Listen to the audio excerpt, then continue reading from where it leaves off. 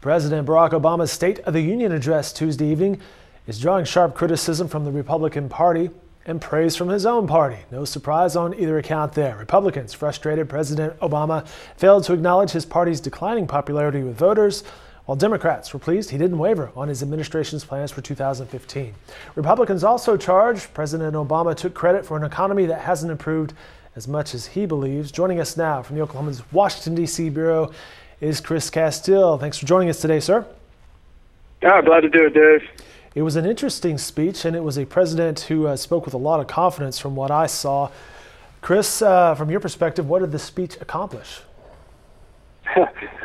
Well, I think what it accomplished was basically to tell the American people and to maybe reinforce to the Republican and Democratic lawmakers in the chamber last night that the next 2 years, despite what happened in November, the disastrous election results for his party, despite that, he's going to stick to what he said he's been talking about. He's been talking about for the last 6 years, and I actually thought it was a pretty cohesive speech.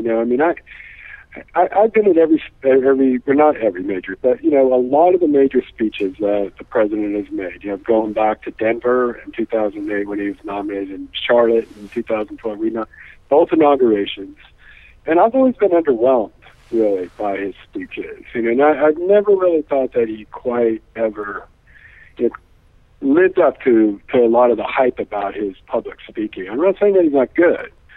He's good. But the way some people talk about him, it's like he's the greatest orator that ever lived. But I thought last night, just in terms of a political speech, it was much better than the ones he's made before, where he really does just get too into the weeds with some of this policy. I thought he laid it out, tied it up all together at the end, and I thought it was kind of interesting at the end when he talked about that 2004 speech and the cynics about him talking about we don't have red states and blue states.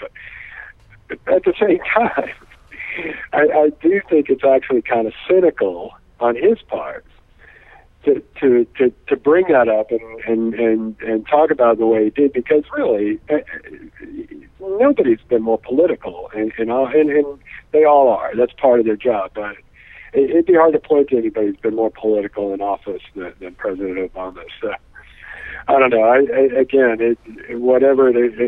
think most people have moved on already, so I'm not sure accomplished anything in terms of policy. Well, one thing it accomplished for President Obama, he got to say those 7 or 8 words that every president wants to say, and then that is the State of the Union is strong. We're on the phone with Chris Casteel from Washington, D.C. And Chris, given that speech and the Republican reaction to it, should there be realistic hopes that this Congress will achieve anything significant? And I guess if you look at Obama has got 2 years left, he's probably got a window of 8 or 9 months to get things done, right? You're absolutely right about that. And my feeling is, probably not. After that speech last night, I think, I think both sides, and we could be surprised. I'm just speculating, but I just felt like last night he came out to say, I'm not backing down. Here's what I believe. I still believe this. I'm going after the wealthy. I want to, go after this accumulated wealth. Just the top. I'm going after the top 1% again.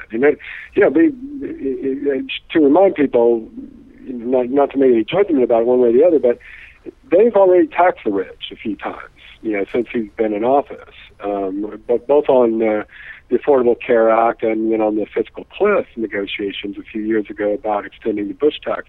So this isn't the first time that he's proposed this, and I don't think that we're now, because of sort of the way he has framed it and pushed it, that we're going to have like a legitimate debate about tax reform.